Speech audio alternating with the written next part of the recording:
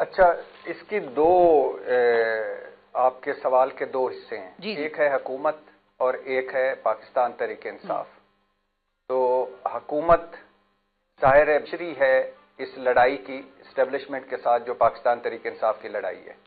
हुकूमत mandate less है, मकबूलियत less है, इखलाकी बरतरी लेस है, और हुकूमत चोर दरवाजे से आके हुकूमत बना के ये बैठे हुए हैं।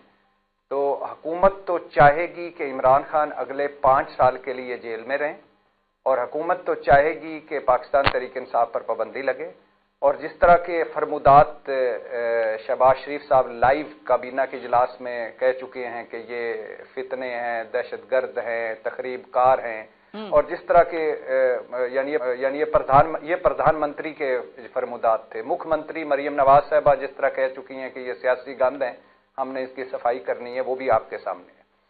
अब इन हालात में एक सुना जा रहा था कि शायद कोई बातचीत का दरवाज़ा खुले, क्योंकि पहली दफ़ा पाकिस्तान तहरीक इंसाफ ने एक 26 नवंबर जो हुकूमत ने एक जबर किया, जुल्म किया निहत्ते लोगों पर, और उसके फ़ौरन बाद पाकिस्तान तहरीक इंसाफ ने एक कमेटी बनाई, और उस कमेटी में भी वो लोग थे जो मुज़ाकरात के हामी, जैसे अली मोहम्मद खान है, जैसे असद कैसर है, जैसे सलमान अकरम राजा है, जैसे अली अमीन गंडापुर शुरू से ही कोशिश करते रहे हैं, वो हैं, तो उमर अयूब हैं। तो हुकूमत ने एक कमेटी बनाई, और पहली दफ़ा उस कमेटी से ये मुतालबा निकाला कि ये मैंडेट चोर हैं, या ये डाकू हैं, या लुटेरे हैं, या ये आल बचाओ माल बचाओ खाल बचाओ ग्रुप है। तो ये निकाल के दो मुतालबे रखे कि एक वही कि सियासी कैदियों को रिहा किया जाए, और दूसरा 9 मई और 26 नवंबर पर जुडिशल कमीशन बनाया जाए। लेकिन मुझे ऐसा लगता है कि हुकूमत ने क्या, बेचारी ने, हुकूमत के पास क्या कुछ है। हुकूमत के पास एक तो वो मुज़ाकरात करेगी नहीं, दूसरा उसके पास है कुछ नहीं, तीसरा वो बेनिफिशरी इस लड़ाई की, चौथे आपको मैंने मुख्यमंत्री और प्रधानमंत्री की बता चुका हूं कि जो जिस तरह की जुबान इस्तेमाल कर रहे हैं। लेकिन मुझे लगता है कि इमरान खान सबसे ज्यादा बेजार बैठे हैं, क्योंकि इमरान खान की जो लेटेस्ट गुफ्तगू आई है वो उसके चंद पॉइंट्स में आपको बताता हूं। वो इमरान खान ने सहाफियों से गुफ्तगू की है आज, और ये तासर उसको बिल्कुल गलत कर दिया। हालांकि मैं तो इसके हक में हूं कि बातचीत से ही निकलना है रास्ता, मुज़ाकरात से ही निकलना है रास्ता, मुकदमे अदालतों से निकलेंगे, बरी जो होंगे होंगे, 9 मई का फैसला होना चाहिए, जिसने किया उसको सजा मिलनी चाहिए। लेकिन ये जो कहना कि हुकूमत जैसे इमरान खान और पाकिस्तान तहरीक इंसाफ लेट गई है और हुकूमत अब डिलेइंग टैक्टिक्स है या हुकूमत फलां कर रही है, तो मैं तो इस बात को करते हुए कि मुज़ाकरात होने चाहिए, बातचीत होनी चाहिए, आखिरकार ये नतीजा इसी तरह ही निकलना है कि आप वो तमाम इश्यूज जो कम अज कम टेबल पर हल हो सकते हो वो करें, बाकी जो अदालतों में होने हैं वो करें, जो सजाएं जजाएं वो हों। लेकिन इमरान खान मुझे लगता है कि सबसे ज्यादा बेकार बैठे हैं। भट्टी साहब, आपकी तरफ आती हूँ और यही सवाल लेके आऊंगी कि अब जो आपने गरीदा की भी बात सुनी कि हुकूमत के साथ पीटीआई के मुज़ाकरात नहीं हो रहे और ना ही हो सकते हैं, और अपनी भी आपने जो तज्जिया रखा उससे भी ऐसा ही लग रहा है कि मामलात यहाँ पर खासी संगीन है। अब अगर इस्टेब्लिशमेंट है एक तरफ पीटीआई है, दूसरी तरफ गवर्नमेंट है, ये इन तीनों फरीकैन का मसला कैसे हल होगा? और आया ये मसला सिर्फ पीटीआई का ही है या इस्टेब्लिशमेंट और गवर्नमेंट का भी कोई मसला है जो पीटीआई से जुड़ा है और जिसकी वजह से वो भी परेशान है? जहां तक मुज़ाकरात की बात है तो डेफिनेटली जाहिर है अभी तक कोई ऐसा सिग्नल नहीं है कि पाकिस्तान तहरीक इंसाफ और इस्टेब्लिशमेंट के दरमियान नहीं, क्योंकि जाहिर है 9 मई है, और 9 मई का जब तक 9 मई हल नहीं हो जाता या 9 मई के से आगे नहीं ये मुल्क बढ़ जाता तो बड़ा मुश्किल है किसी चीज़ की तरफ आना।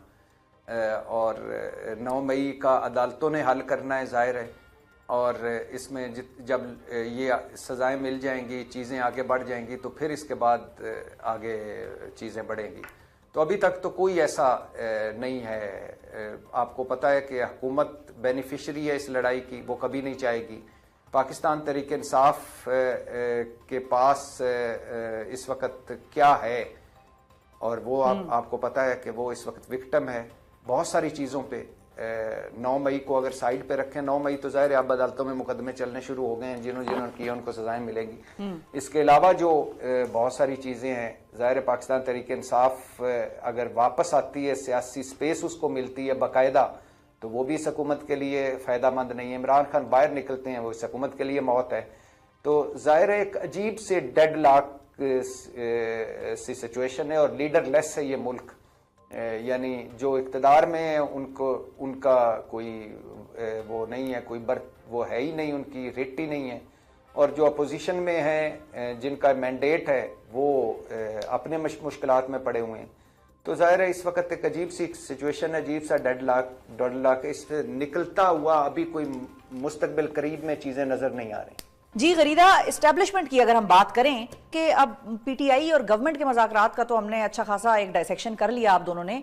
पीटीआई वर्सेस इस्टेब्लिशमेंट, ये मज़ाकरात क्या हो सकते हैं, पॉसिबल हैं? क्योंकि रऊफ हसन साहब ने हमारे प्रोग्राम पे 1-2 दिन पहले ये बात की कि हमारी इस्टेब्लिशमेंट के साथ तो मज़ाकरात ऑलरेडी चल रहे हैं, वी आर इंगेज्ड और हम उनके साथ बातचीत कर रहे हैं, लेकिन अभी मैं मजीद इसको रिवील नहीं करूंगा कि हम क्या बात कर रहे हैं उनसे। तो वहां पर मामलात सेटल हो सकते हैं पीटीआई के?